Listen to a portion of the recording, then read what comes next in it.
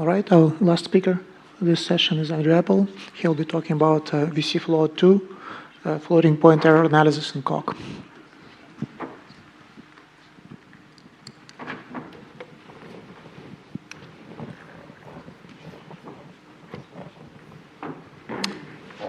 All right then, so we want to prove programs correct, for which you need a specification and a program.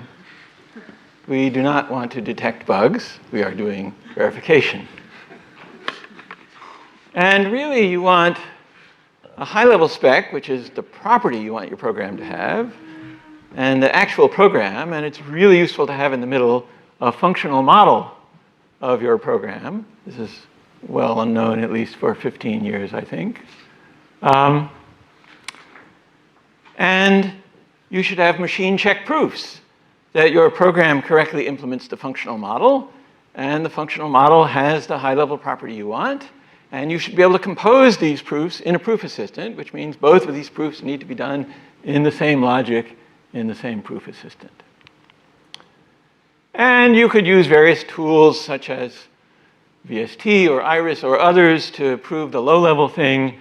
And the high-level thing you need to prove in the mathematics of your application domain, which will be different in each application domain. And ideally, you would like these proofs to have nothing to do with each other, because the mathematics of your application's domain is very hairy. And the mathematics of your low-level programming language is very hairy in a different way.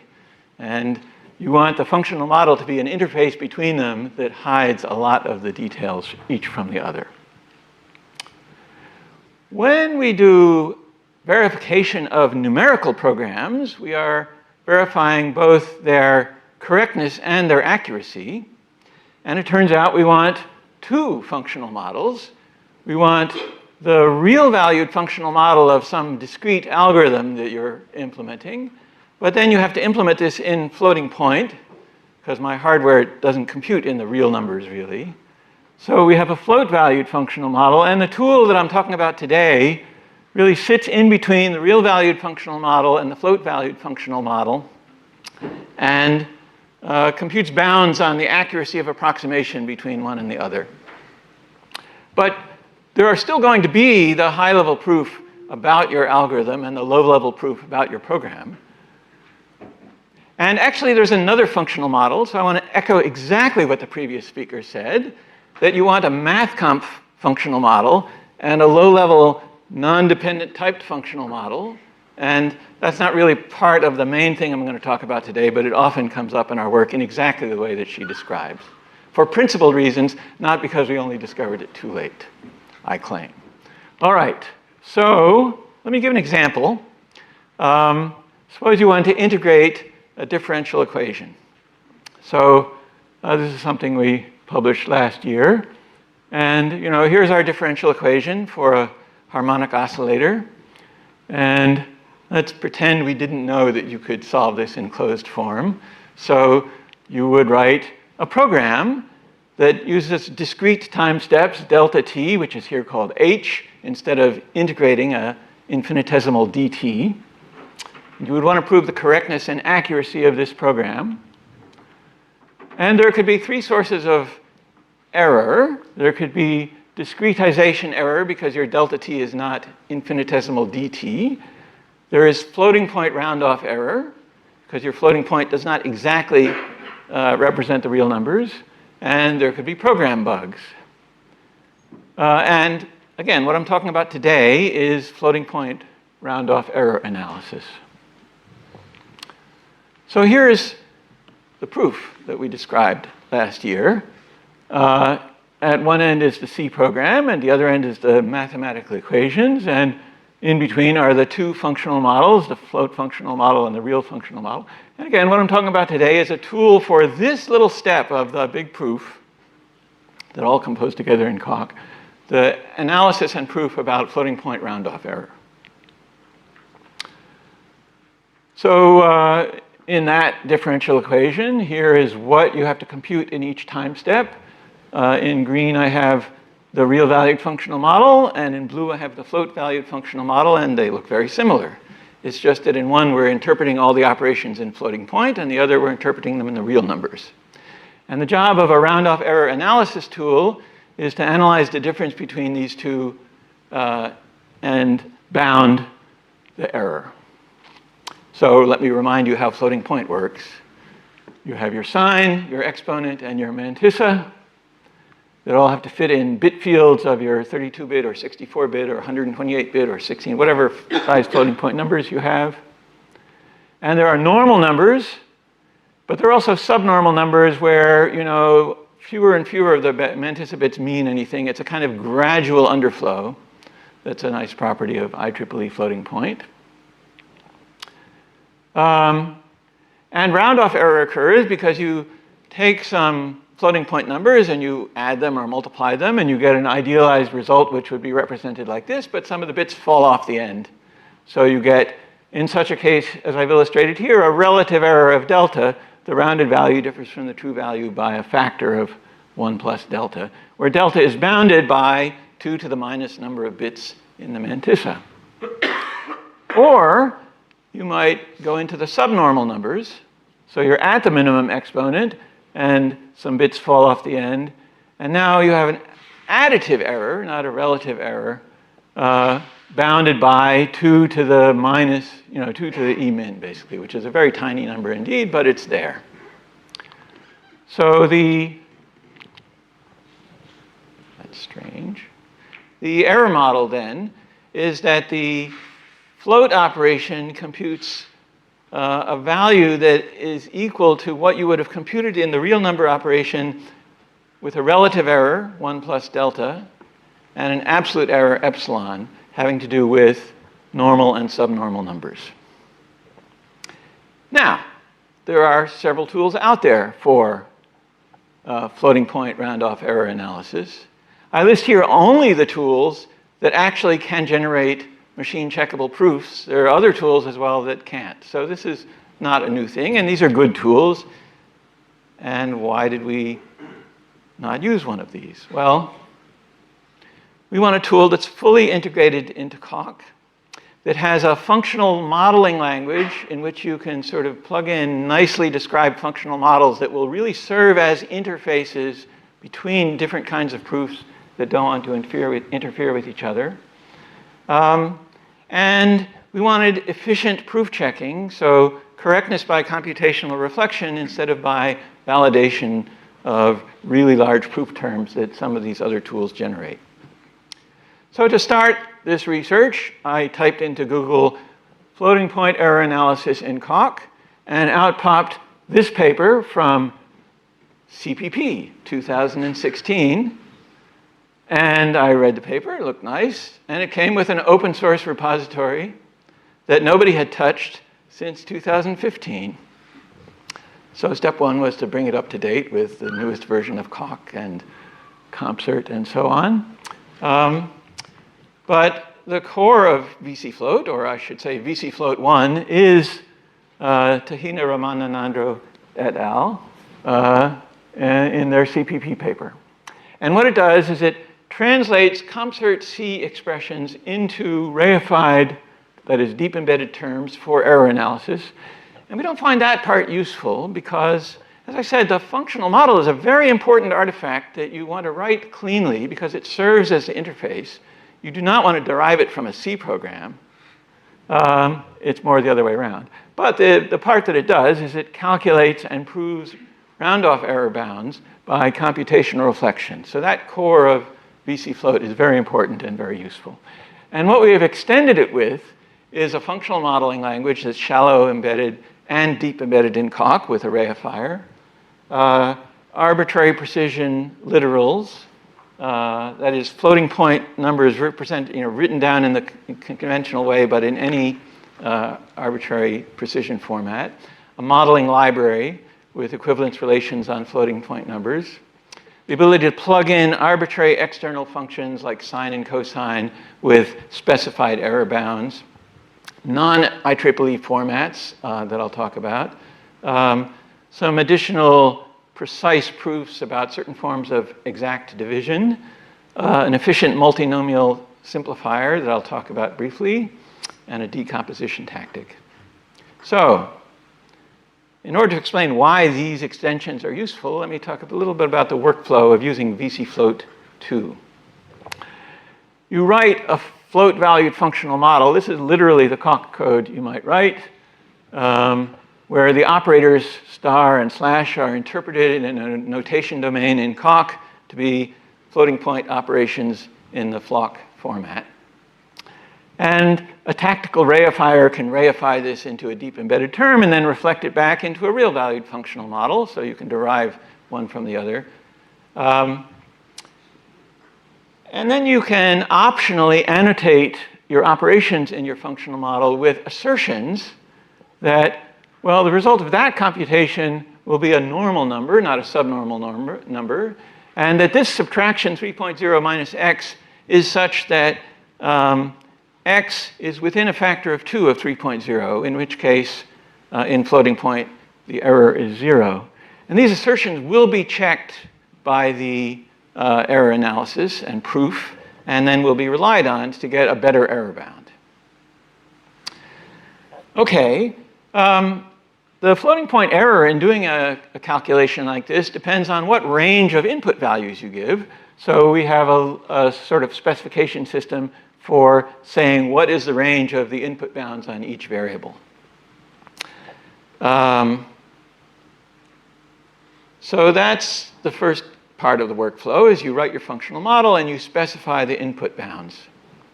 The reifier reifies that into an inductive data type. That's our deep embedded language. The deep embedded language of VCFloat2 is basically the same as VCFloat1, but with the extra term at the bottom, func, for plugging in external functions such as sine and cosine. And it's just a conventional tactical reifier, nothing new there. And here's the proof of that particular differential equation. You do these steps and QED. And this is, what's it proving? Well, it's basically proving that if x is between 2 and 4, and v is between -2 and 2, then the floating point computation error compared to the real numbers is less than 1 over 4 million. And the way you do the proof is, you do the standard boilerplate tactics. And at this point B in the proof, it generates certain subgoals. And these subgoals have to do with, and this is just like in a previous talk, showing that every intermediate result didn't overflow. Or this particular subgoal is showing that a particular intermediate result didn't underflow. And these are pretty easy goals to prove usually. You're usually coming nowhere near overflow or underflow. Here we're showing that 2 to the -126 is less than some number. And indeed, if you just give these to the interval package, the Coq interval package, it solves them without much difficulty. So that line of the proof is pretty easy. Then, here's the output bound. The difference, this line here, the top line below the horizontal bar, is the float-valued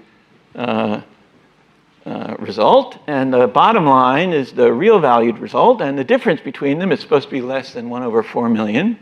So this is what we're trying to prove. And you can't just give this to the interval package. The interval package will fail to prove this.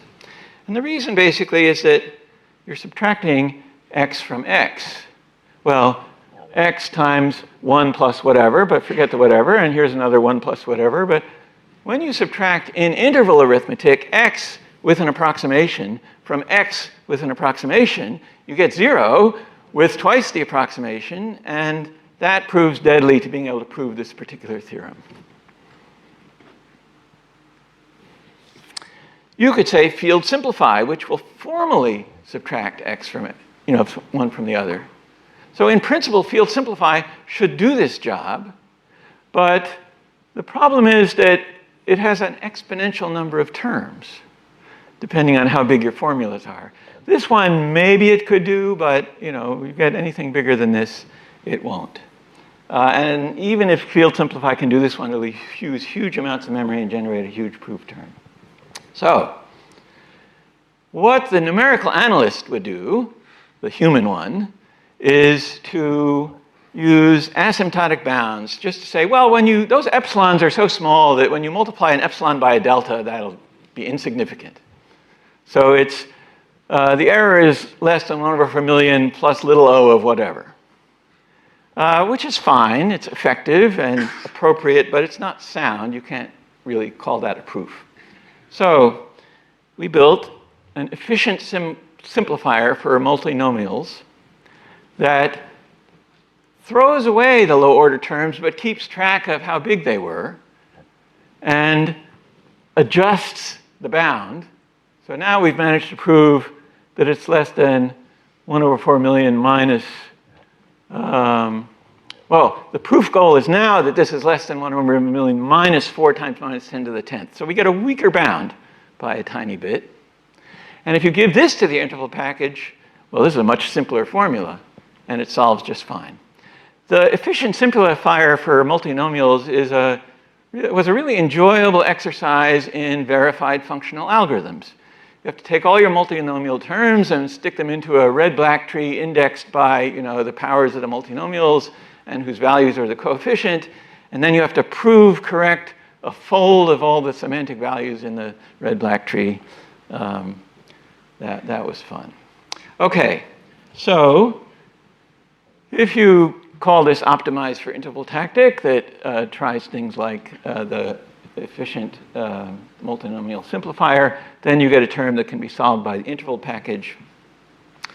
And this particular differential equation is solved that way. But not every formula is a multinomial. Here we have some complicated formula divided by some other complicated formula. The multinomial simplifier can't work here. There are all sorts of approaches that these tools take for dealing with these. You could do a kind of Taylor expansion, a multivariate Taylor expansion, as the FP Taylor tool does. We chose to implement a decomposition tactic described by the authors of GAPPA. And so that handles many of the situations we find. Okay.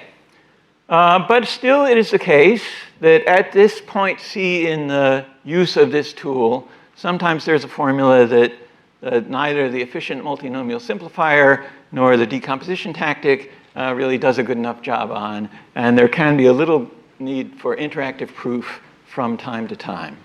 Typically not. Depends how complicated your formulas are. Okay, so sometimes you want to call a library function. Single precision floating point sign or your function. And so to be able to plug in library functions, look at the last line of the deep embedding language. Your function f is described by what we call a float func package with arguments. Well, your floating point function might have a single precision float argument and a double precision float argument and a single precision float argument. So the list of argument types is a kind of dependently typed heterogeneous list that you could look up in Adam Chapala's book, which we did. And that's how we describe the rounding behavior of external functions. And then regarding that external function, you could either prove it about your function and plug in a proof, or you could axiomatize it from the description of the error behavior of your GNU standard library and plug it in as an axiom. All right. In addition to plugging in external functions, there are non-standard representations of real numbers that we would sometimes like to compute with. And an example of that is double-double. So suppose you want quadruple precision instead of double precision, but your computer doesn't support quadruple precision. So here I want twice as many mantissa bits as the double precision of my computer supports.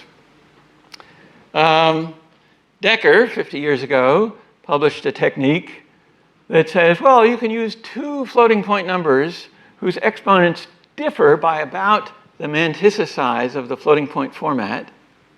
And then to accomplish an add in this sort of abstract data type, then some small constant number of floating point operations will do the job. And so you can do adds and multiplies and so on in this thing that's called now double-double. You have two double precision numbers. And so our abstract representation, our implementation of the abstract data type is described in Coq by a pair of double precision floating point numbers and a proof that the difference in exponents is appropriate, that the low order term is really representing the error in the higher order term. And so now in our VC Float 2, we allow you to describe your non-standard format. It's not limited to double-double. You can plug double-double into this interface and say, here's my non-standard representation. Here's the interpretation of my non-standard type as if it were, an IEEE or a floating point-like number with an unbounded exponent and unbounded mantissa. And here are some bounds properties of the floating point format. And based on this, VC Float 2 can do the same kind of automatic derivation of floating point error bounds with proof that it can do for this IEEE standard representations at which, of course, it can do at any exponent size or mantissa size. We ran this on some standard benchmarks that exist in the world of floating point round-off error analyzers against several of the existing tools.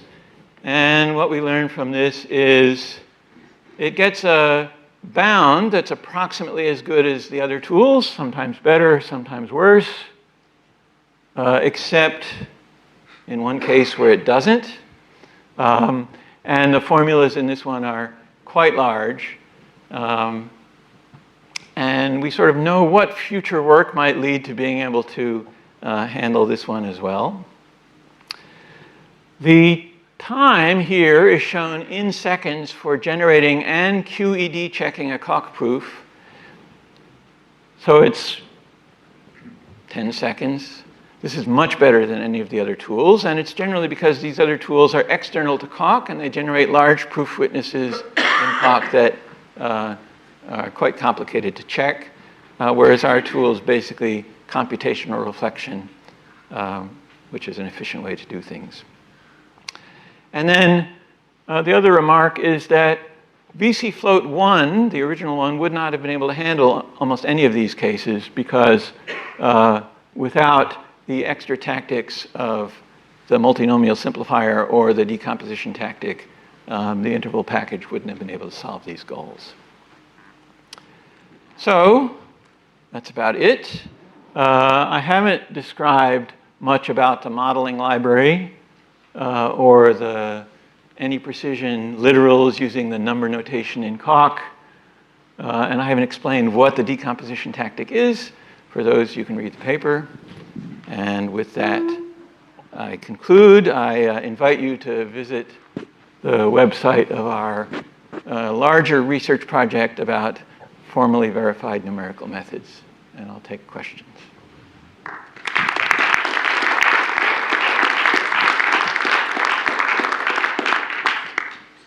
Questions, please.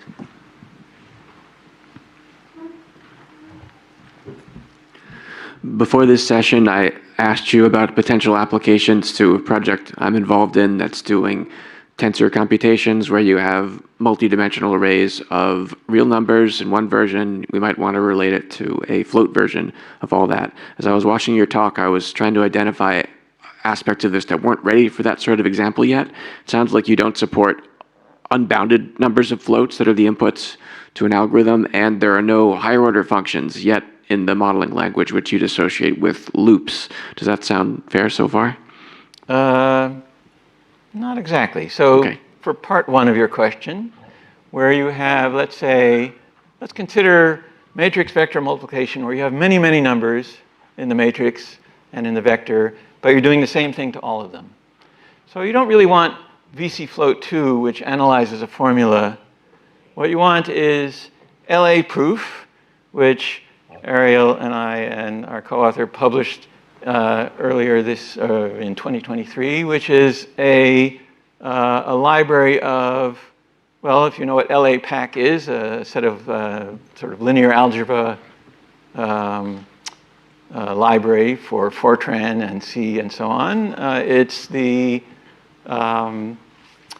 accuracy, the floating point accuracy bounds of those operations in the same modeling language, but instead of sort of the automatic VC float style analysis, there's a Coq proof specialized to those matrix operations.